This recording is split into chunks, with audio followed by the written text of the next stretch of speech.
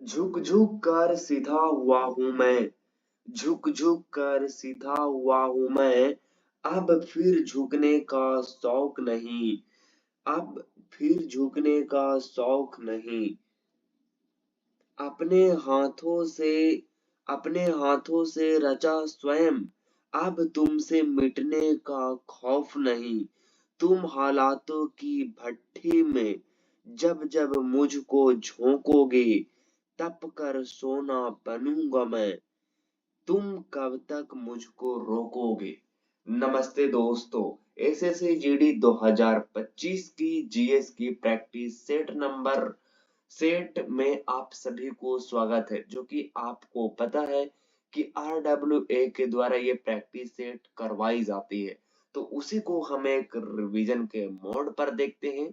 और जहां तक होती है हम ट्रिक्स की हेल्प लेंगे, और नई ट्रिक्स जहां बनने की रहेगी हम वहां पे बेवजह के ट्रिक्स के इस्तेमाल नहीं करेंगे।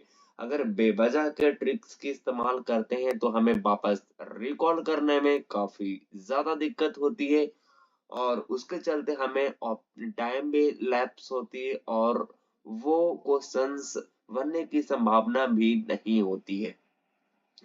तो आइए जानते हैं। कहता है पहला नंबर क्वेश्चन कहता है कि निम्नलिखित में से कौन इंग्लिश चैनल अकेले तैरकर पार करने वाले सबसे उम्रदराज भारतीय बने हैं। इस क्वेश्चन का right Uttar option number A है। आप देख सकते हैं सिद्धार्थ अग्रवाल जो है वो आपका इंग्लिश चैनल पार करने वाले सबसे उम्रदराज भारतीय हैं।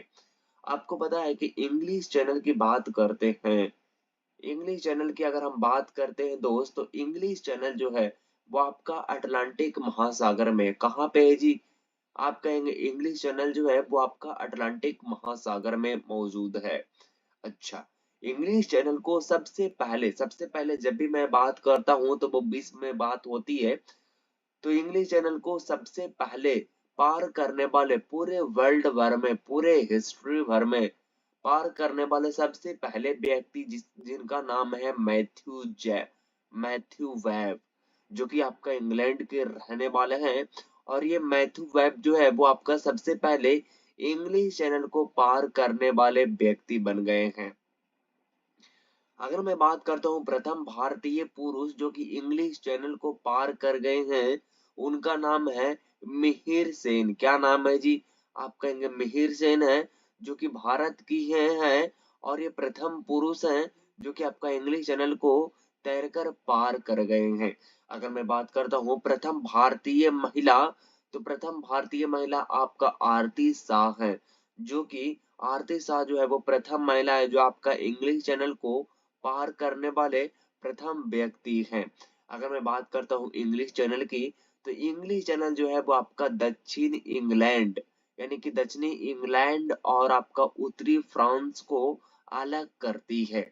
अब यहाँ पे ट्रिक्स की बात जो आती है कि सिद्धार्थ अग्रवाल, देखिए सिद्धार्थ सिद्धार्थ जो हम नाम जानते हैं, वो जानते हैं गौतम बुद्ध का बचपन का नाम वो जो होता था वो आपका सिद्धार्थ होता था।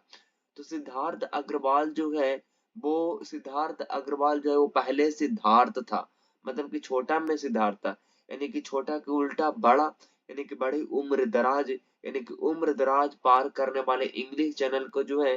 हालांकि ये सब बेवजह के ट्रिक्स है, जहाँ पे ट्रिक्स होगा मैं आपको ऑफिशियली बताऊंगा, ये ऐसे से थोड़ा सा मुश्किल होता है। इंग्लिश चैनल ये सब देखिएगा एक एक बार, ऐसे 2-3 बार जब आप इसको बोलिएगा तो ऐसे ही याद हो जाएगा।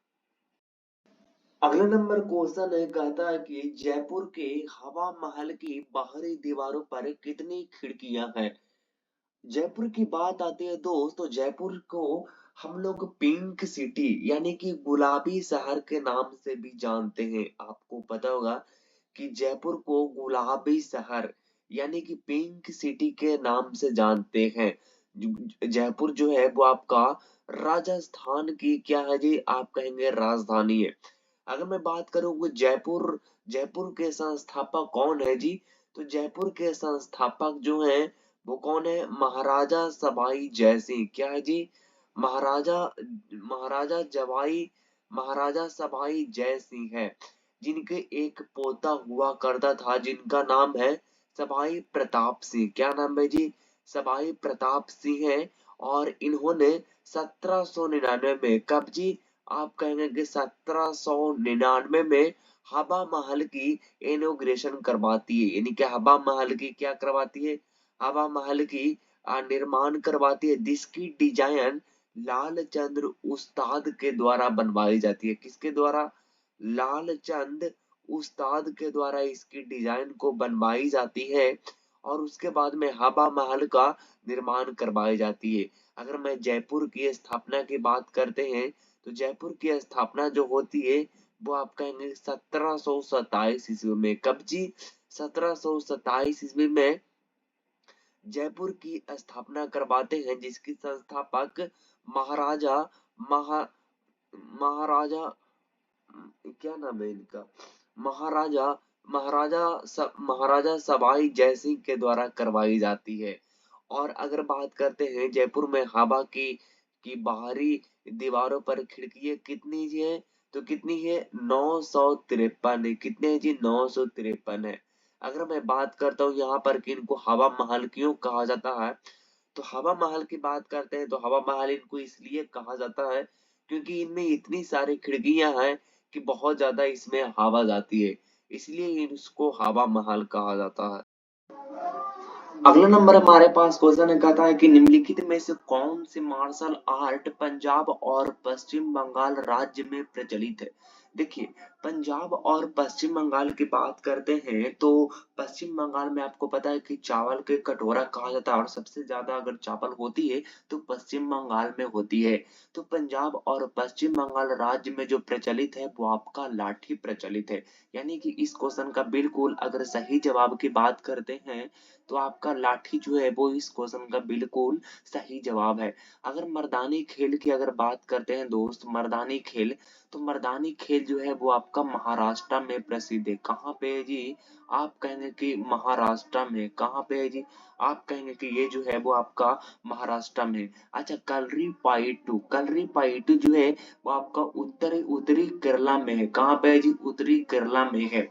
अच्छा, थांगता, थांगता कहाँ है जी? आप कहेंगे थांगता जो है वो आपका कहाँ पे है जी? आप कहेंगे थांगता जो है वो आपका मणिपुर में है। कहाँ पे है जी? आप कहेंगे मणिपुर में है। अगला नंबर क्वेश्चन है, कहता है कि क्वेश्चन काफी ज्यादा अच्छा है। कहता है कि नाम, क्या नाम है इसका? नाम बदलने से पहले माउंट एवरेस्ट को केवल के नाम से जाना जाता है। के नाम से जाना जाता है। क्या नाम से जाता है? चोटी 9, चोटी 9, चोटी 15, चोटी 12, चोटी 6। तो किस नाम से जाना जाता है? तो आप कहेंगे चोटी 15 के नाम से जाना जाता है। अगर हम माउंट एवरेस्ट की बात करते हैं दोस्तों, माउंट एवरेस्ट को तिब्बत में चोमोलुंगमा कहा जाता है। क्या कहा जाता है जी? तो आप कहेंगे ये चोमोलुंगमा कहा जाता है। क्या कहा जाता है? चोमोलुंगमा कहा जाता है, जिसका मतलब, जिसका अर्थ होती है विश्व की देवी माँ, इसको कहा, इसका मतलब होती है विश्व की देवी माँ होती है। अच्छा, नेपाल में इसको क्या कहा जाता है जी? तो आप कहेंगे इसको नेपाल में सागर माथा के नाम से जानते हैं। क्या नाम से? नेपाल में इसको सागर माथा के नाम से जानते हैं। और इसकी जो ऊंचाई है वो 8,848 मीटर है। हालांकि इसको बोला जाता है कि इसको जो है 8,850 मीटर जो है वो इसकी ऊंचाई हो गई है। ऊंचाई 8,850 मीटर इसकी जो है वो ऊंचाई हो गई है। 8,850 मीटर की इसकी ऊंचाई हो गई, लेकिन फिर से वापस से इसको 8,848 मीटर कर दिया गया। अच्छा, माउंट एवरेस्ट की बात करते हैं तो इस पर प्रथम व्यक्ति जो चढ़ने वाले थे 1953 में चढ़े थे। कब चढ़े थे जी? आप कहेंगे 1953 में चढ़े थे। दो व्यक्ति, एडमंड हिलेरी और तंजिंग नोरगे। क्या नाम है? एडमंड हिलेरी और तेनजिंग नोरगे, ये दो व्यक्ति थे तो सबसे पहले 1953 में चढ़ा था।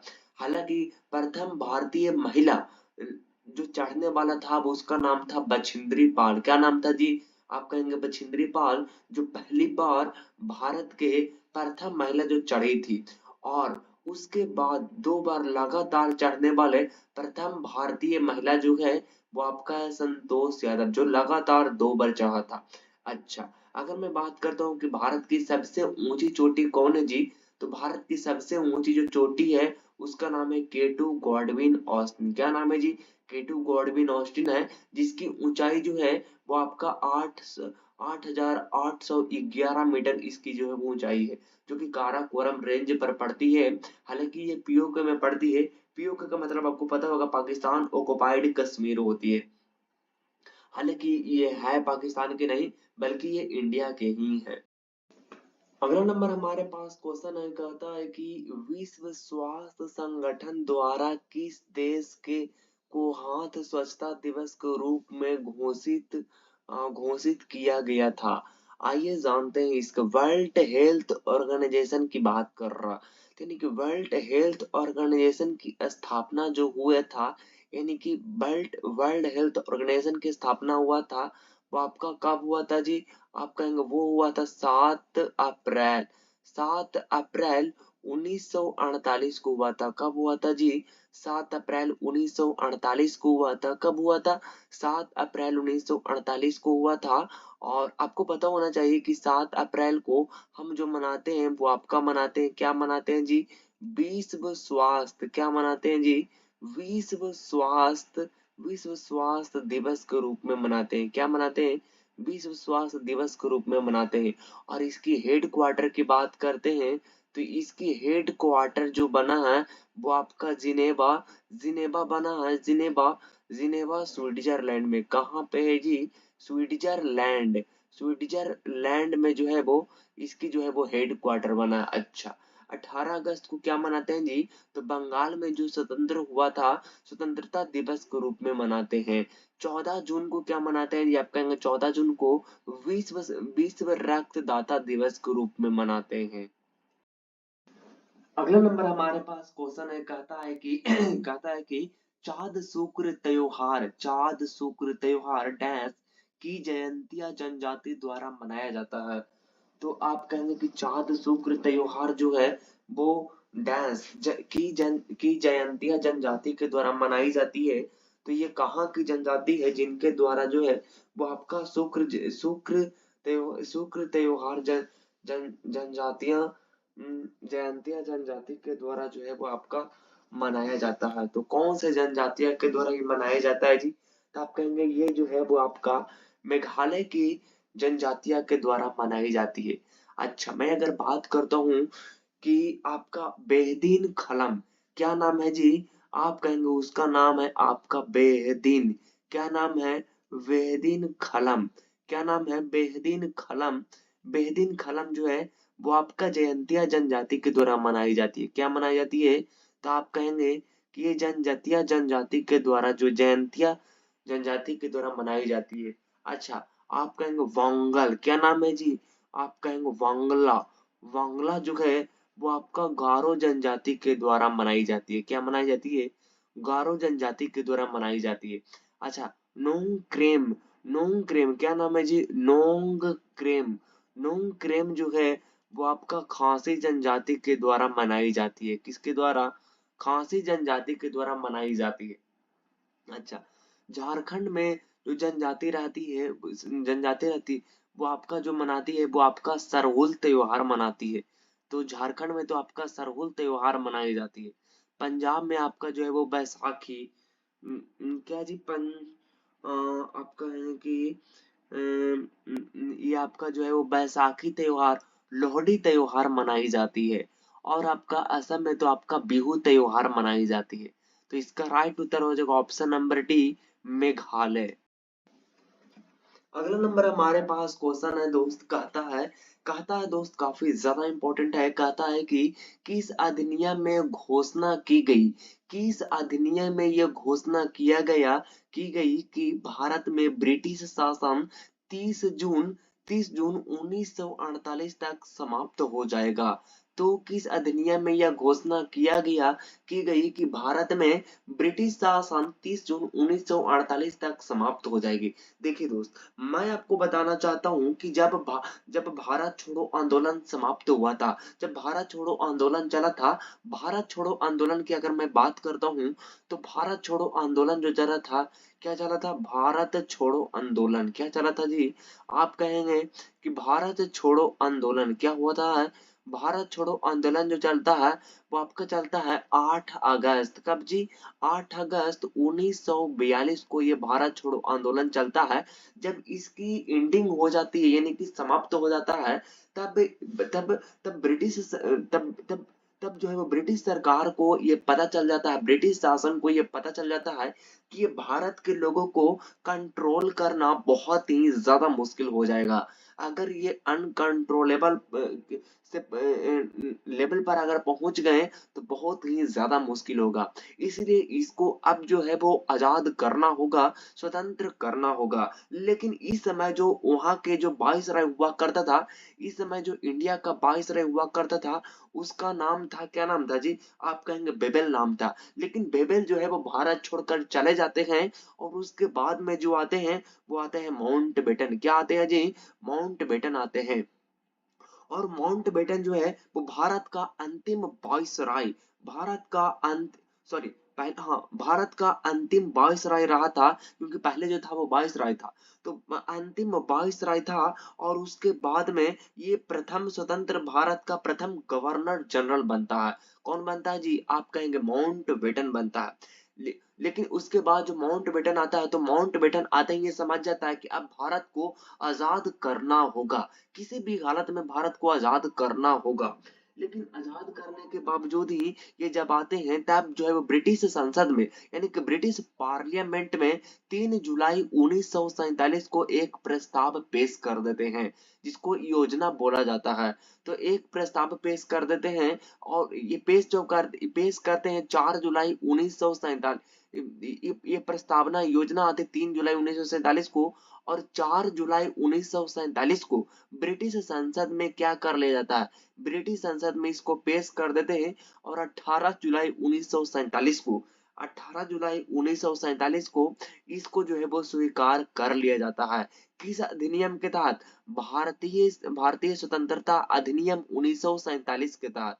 भारतीय स्वतंत्रता अधिनियम 1947 के तहत जो है वो इसको स्वीकार कर लिया जाता है। जी, इसको कर लिया जाता है। और उसके बाद जो है वो 14 अगस्त को पाकिस्तान की, जब जब ये अडॉप्ट कर लिया जाता है, तब ब्रिटिश गवर्नमेंट को ये समझ में आता है कि अब जो है वो इसको करना होगा। समझ में तो पहले ही आ जाता है कि इसको छोड़ना ही होगा। तब जो है वो ये डिसीजन लेते हैं कि अब जो है वो पूरे भारत को 2 डोमिनियन स्टेट में बांटा जाएगा। तब जो है वो आपका 2 डोमिनियन में बांट दिया जाता है, और 14 अगस्त को पाकिस्तान आजाद हो जाती है, और 15 अगस्त को आपका इंडिया आजाद हो जाती है।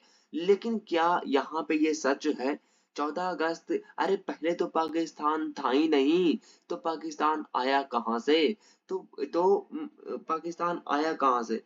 तो पाकिस्तान नहीं, बल्कि उस वाले एरिया को उसी से निकाल करके एक पाकिस्तान बना दिया जाता है।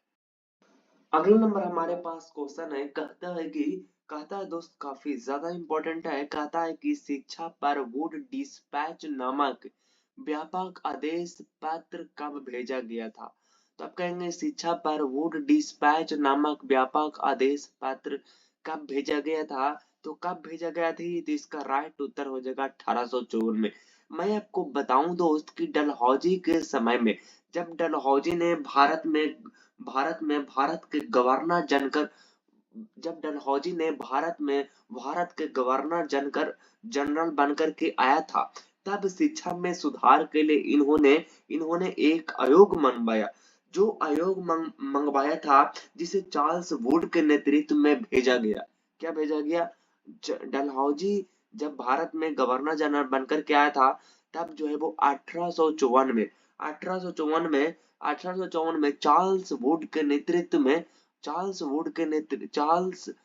के नेतृत्व में एक आयोग आया, जिसका नाम था वुड आयोग। क्या नाम था? आप कहेंगे वुड आयोग था। और वुड आयोग के सिफारिश पर, यानी कि वुड आयोग के रिकमेंडेशन पर एक जो है वो आपका आयोग बनाया गया जिसका नाम था वुड डिस्पैच।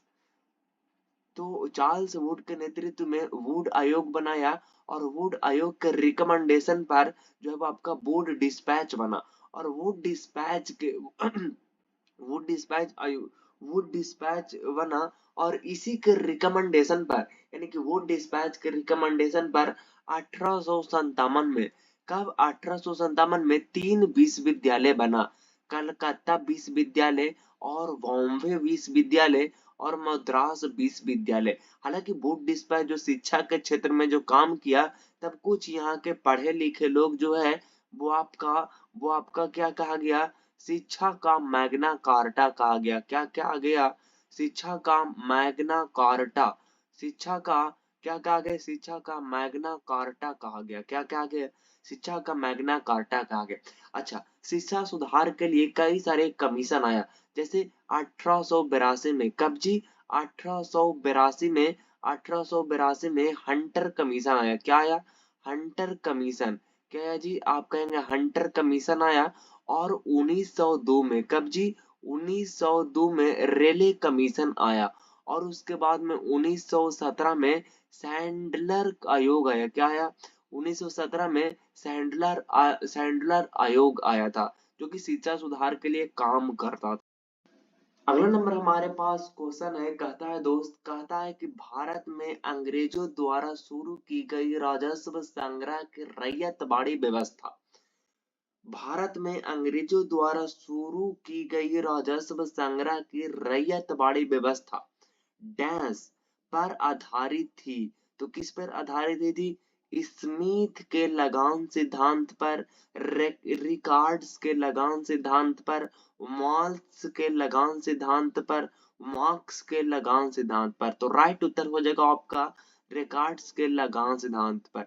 मैं आपको बताऊं कि जब क्या होता था कि रिकार्ड्स के लगान सिद्धांत में होता था कि 1820 में, कब जी? आप कहेंगे कि 1820 में जो गांव के किसान हुआ करते थे, वो डायरेक्ट कंपनी को लगान देते थे।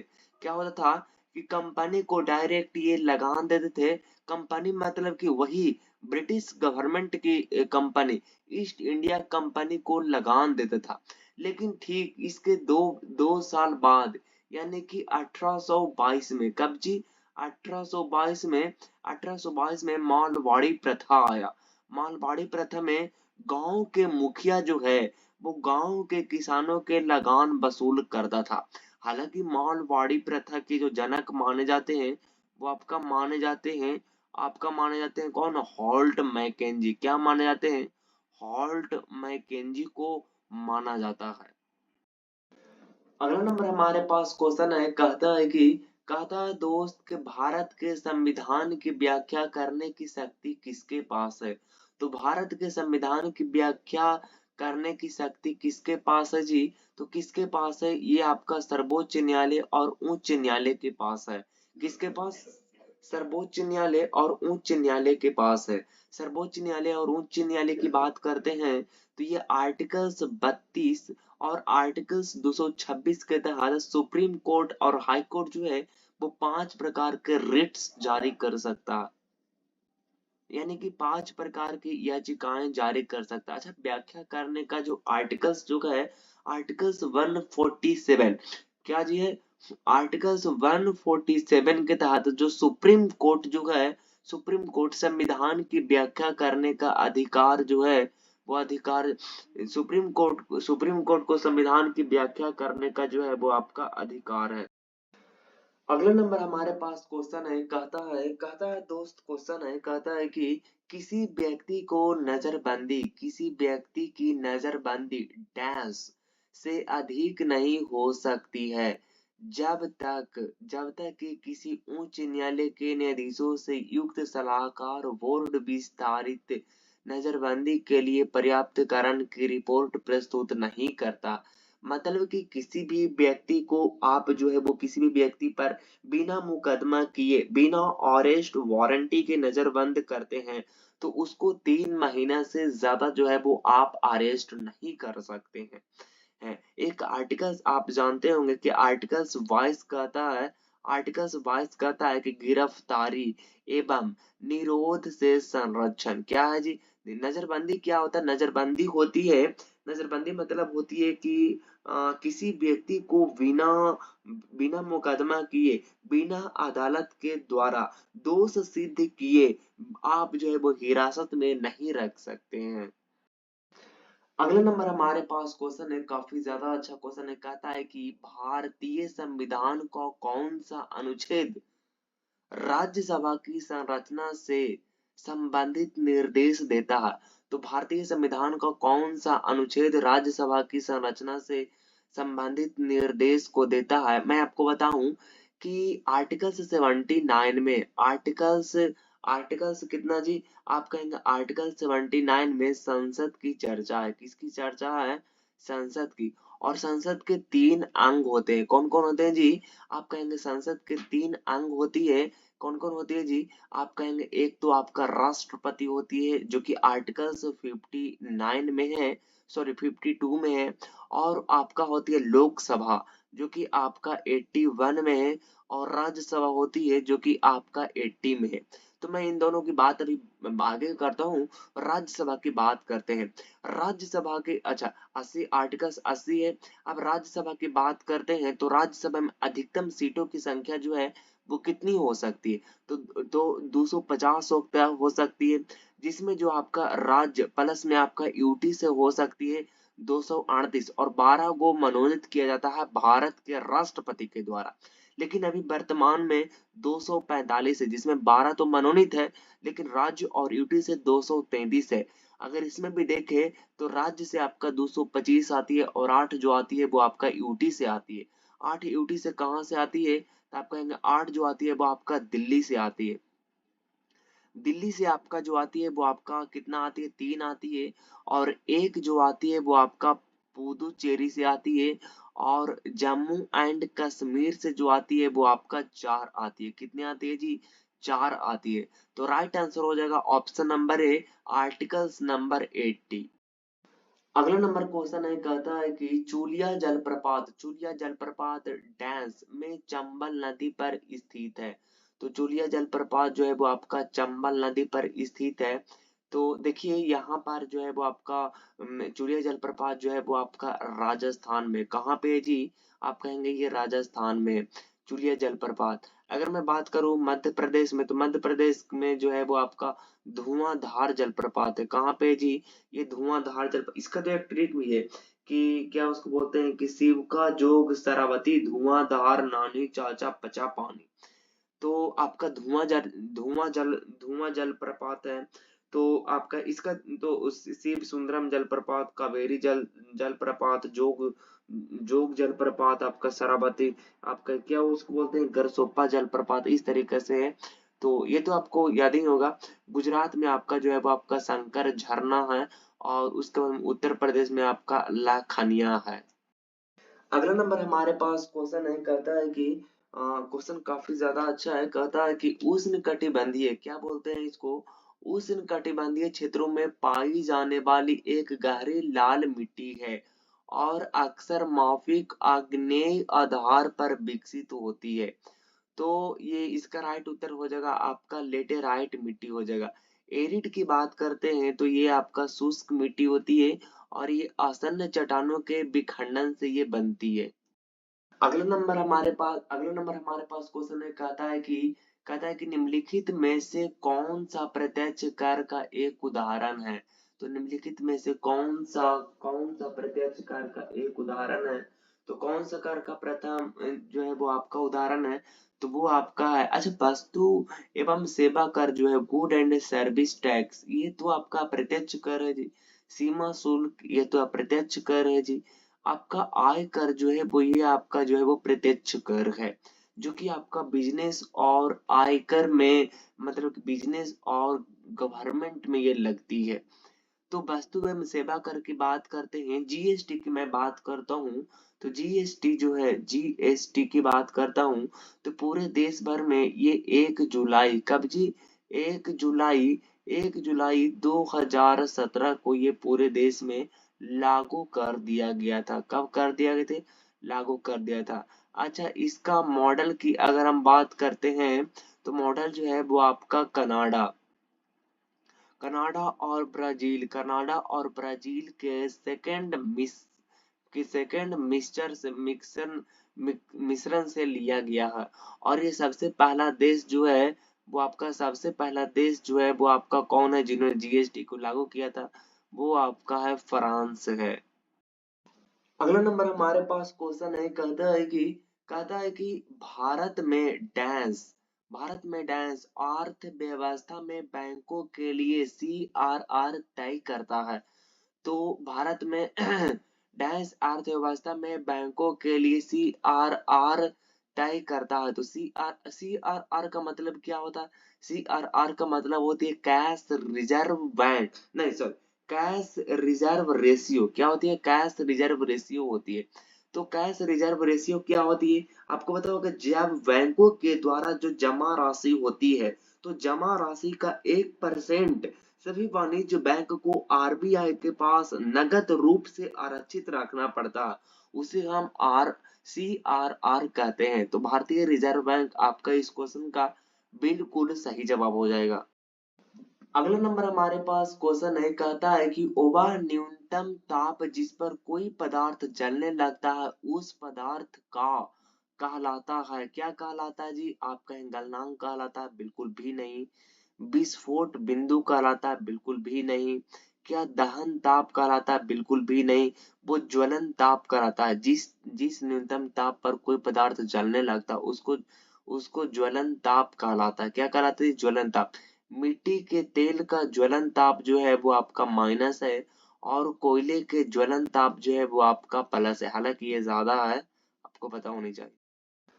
अगला नंबर हमारे पास क्वेश्चन है, कहता है कि मानक मानक जनगणना परिभाषा के अनुसार मुख्य श्रमिक वह व्यक्ति है जो एक बरस में कम से कम 183 दिन कार्य करता हो। कितने दिन? एक एक साल में जो है, एक बरस में 183 दिन काम करता हो, वही जो है वो आपका मुख्य श्रमिक है।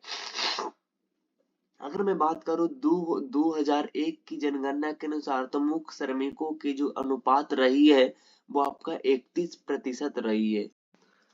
अगला नंबर हमारे पास क्वेश्चन है, कहता है कि हाल ही में लॉन्च किए गए, आपको पता होगा मोदी जी ने लॉन्च किया है, हाल ही में लॉन्च किए गए यूविन पोर्टल का पूर्ण रूप क्या है?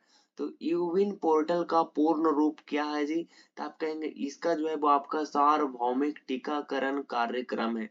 हाँ, अब आपको पता होगा कि जो जो बच्चे जो हैं जो जन्म लेते हैं तो 0 से लेकर के 16 बरस तक के बच्चों को जो है वो आपको 12 वैक्सीन जो है वो लेनी होगी।